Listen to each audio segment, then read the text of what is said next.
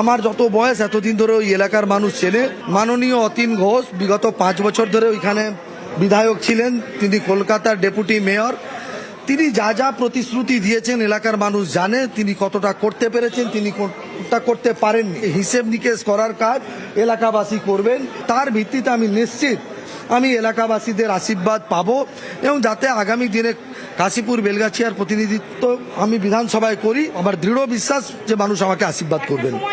রিতেশ তিওয়ারি দৃঢ় বিশ্বাস মানুষ তাকে আশীর্বাদ করবেন। কথা বলবো সুস্মিতা রয়েছে সঙ্গে। সুস্মিতা, মাঝে একটা দীর্ঘ সময় আমরা দেখেছি রিতেশ তিওয়ারি দলের মূল স্রোত থেকে বেশ কিছুটা দূরে ছিলেন। শ্রমিক ভট্টাচার্য রাজ্য বিজেপি সভাপতি হওয়ার পর থেকেই তার গুরুত্ব আবার বাড়তে থাকে। এটা কি বলা যায় যে রিতেশের রাজনৈতিক পুনর্বাসন, তাকে আবার প্রার্থী করা?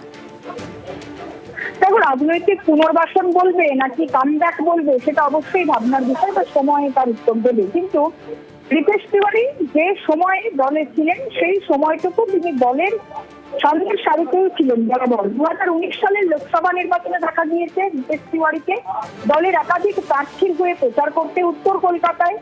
2021 সালেও দেখা গিয়েছে রিতেশ তিওয়ারিকে দলের একাধিক প্রার্থী হয়ে একাধিক জায়গায় প্রচারে নেমেছেন তিনি, কাজ করেছেন সাংগঠনিকভাবে। কিন্তু 2022 সালের 23শে জানুয়ারি রিতেশ তিওয়ারিকে সাময়িকভাবে বরখাস্ত করা হয়। তার কারণ রিতেশ তিওয়ারি দল বিরোধী মন্তব্য করেছিলেন বলেই, দল বিরোধী কাজ করেছিলেন বলেই দলের তরফ থেকে অভিযোগ উঠে আসে।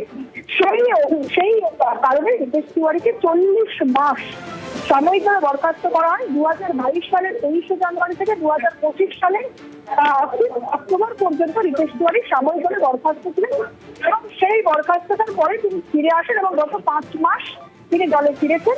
এবং তারপরেই বলা যায় শ্রমিক ভট্টাচার্যের সময়কালে রিতেশ তিওয়ারির এই কামব্যাক, এবং তারপর রিতেশ তিওয়ারির রাজনৈতিক যে কামব্যাক বলা যায়, রাজনৈতিক বৃহৎ কামব্যাক রিতেশ তিওয়ারি কাশীপুর বেলগাছিয়া কেন্দ্র থেকে 2026 বিধানসভা নির্বাচনে এই টিকিট প্রাপ্তি। এবং তারপর রিতেশ তিওয়ারির মতো একাধিক নেতৃত্ব যারা বলা যায় পুরনো মুখ, সেই পুরনো একদমই সুস্মিতা। এবং এবার কাশীপুর বেলগাছিয়া কেন্দ্র থেকে তাকে প্রার্থী করেছে বিজেপি রাজ্য সভাপতি শ্রমিক ভট্টাচার্যের বক্তব্য শুনুন।